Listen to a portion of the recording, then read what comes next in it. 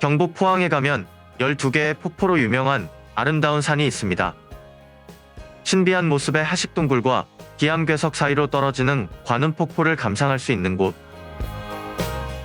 겸재 정선의 진경산수와 내연 삼룡추도의 모습을 그대로 만날 수 있는 곳.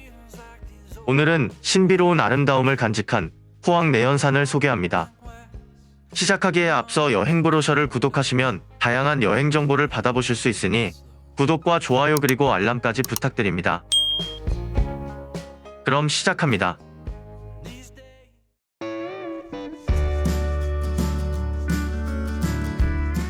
내연산 주차장에서 복영사 매표소까지는 약 350m 거리인데 각종 식당과 편의시설들이 즐비합니다.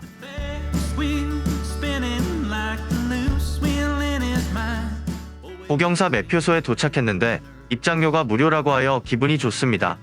확인해보니 며칠 전부터 전국 사찰의 문화재 관람료가 폐지되었다고 합니다. 내연산은 여러 등산 코스가 있지만 12개의 폭포로 유명한 내연산 계곡 코스가 가장 아름답습니다. 오늘의 산행은 복영사에서 출발하여 보현암을 지나 소금강 전망대와 선일대를 돌아보고 연산폭포를 감상한 후 복영사로 내려오는 7.5km의 코스로 약 3시간 정도가 소요될 예정입니다. 이 코스는 내연산의 명소 대부분을 돌아볼 수 있는 코스인데 제1폭포에서 제7폭포까지 7개의 폭포를 감상할 수 있습니다.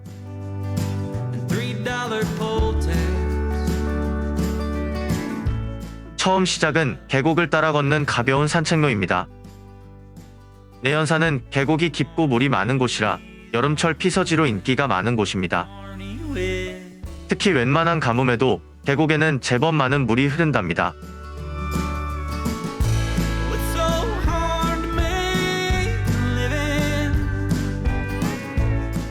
데크로드 구간에는 지난해 떨어졌던 나뭇잎들이 수북이 쌓여 있어 계단을 오르는 발걸음마다 가을의 정취가 느껴집니다.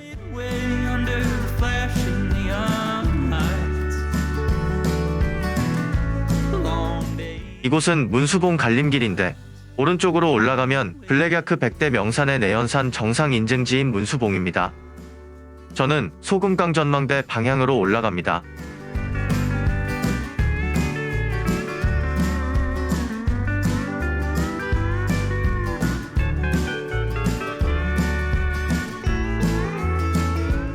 문수봉 갈림길에서 소금강 전망대 방향으로 조금 오르다 보면 드디어 내연산 12폭포가 아름다운 모습을 드러내기 시작합니다.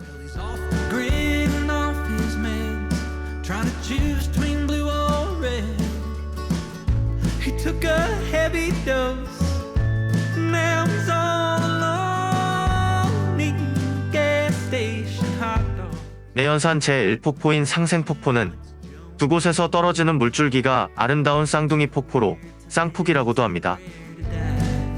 사이좋게 떨어지는 두 개의 물줄기가 하나의 예술품처럼 느껴집니다.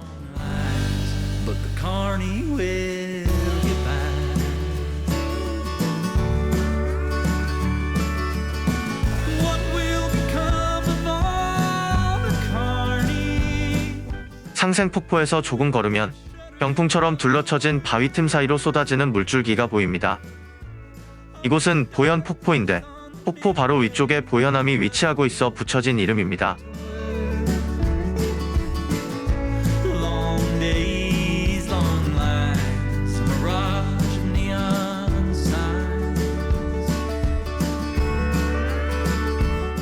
보현암 아래 갈림길에서 오른쪽 소금강 전망대 방향으로 올라갑니다. 여기서 왼쪽으로 가면 연산폭포와 선일대로 바로 갈 수 있는데 저는 오른쪽으로 올라가서 소금강 전망대까지 감상하고 왼쪽으로 내려올 예정입니다. 보현암은 아주 자그마한 암자인데 암자 뒤편으로 등산로가 이어집니다. 보현암에서 소금강 전망대까지는 15분에서 20분 정도 소요되는데 계단이 많아 조금 힘든 구간입니다. 계단도 오르고 돌길도 걸으며 들려오는 계곡물 소리에 취해봅니다. 산속에서 내려오는 바람이 시원하고 상쾌합니다. 요즘 계절이 걷기에는 가장 좋은 시기인 것 같습니다. 드디어 내연산에서 최고의 조망을 가진 소금강 전망대에 도착했습니다.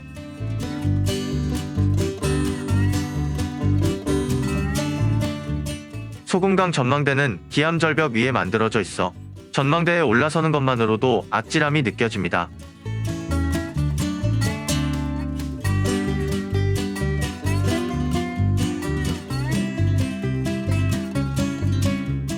바로 앞에는 절벽 꼭대기에 서 있는 선일대의 멋진 풍경이 펼쳐져 있습니다.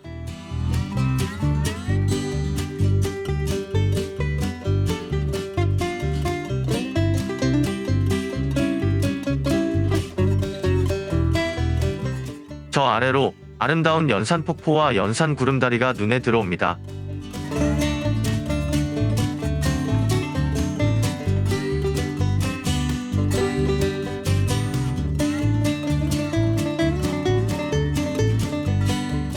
소금강 전망대의 감동을 뒤로하고 선을대로 건너가기 위해 은폭포 방향으로 길을 잡습니다. 우거진 숲길을 따라 조금 걷다 보면 내연산에서 바위가 가장 많은 돌무덤 구간을 지나게 됩니다. 산 위쪽에서부터 쏟아져 내린 돌무덤 규모가 어마어마합니다. 소금강 전망대에서 은폭포 방향으로 800m 정도 걸으면 갈림길에서 선일대 방향 이정표가 나타납니다.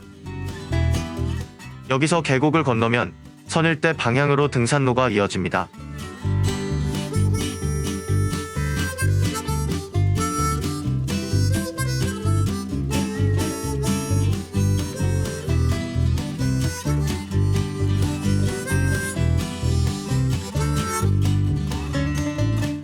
선일대로 오르는 계단이 나타났습니다.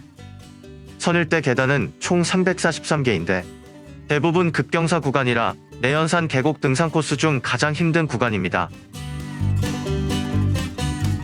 선일대에 도착했습니다.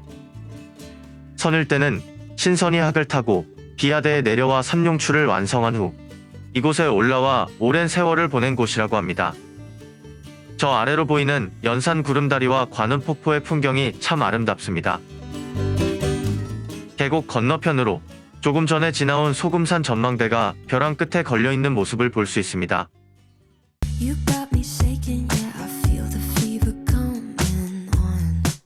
내연산 12폭포 중에서 가장 신비로운 풍경을 가진 관음폭포에 도착했습니다. 관음폭포 주변의 풍경은 마치 영화에서 본 외계 행성의 모습과 흡사합니다.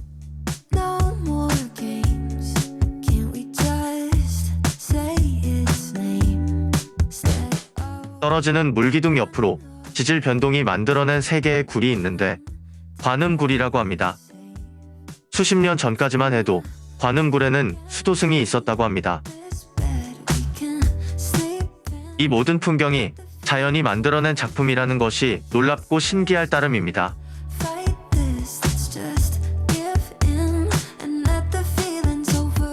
관음폭포 위쪽으로 만들어진 연산 구름다리를 건너 내연산 12폭포 중에서 규모가 가장 큰 연산폭포를 만나러 갑니다. 구름다리 주변을 둘러싸고 있는 암벽의 위용이 대단합니다. 잠시 후 암벽 사이가 열리며 암벽 뒤에 숨어있는 아름다운 연산폭포가 나타납니다. 시원하게 쏟아져 내리는 폭포수의 모습이 가슴을 상쾌하게 합니다. 이곳의 연산폭포와 관음폭포 그리고 아래쪽의 잠룡폭포를 합쳐서 삼룡추라고 합니다. 겸재 정선의 진경산수와 내연 삼룡추도의 모습이 바로 이곳입니다. 내연산 삼룡추는 신증 동구겨지 승남부터 대동여지도까지 조선시대 지도 지리지에 항상 등장한다고 합니다.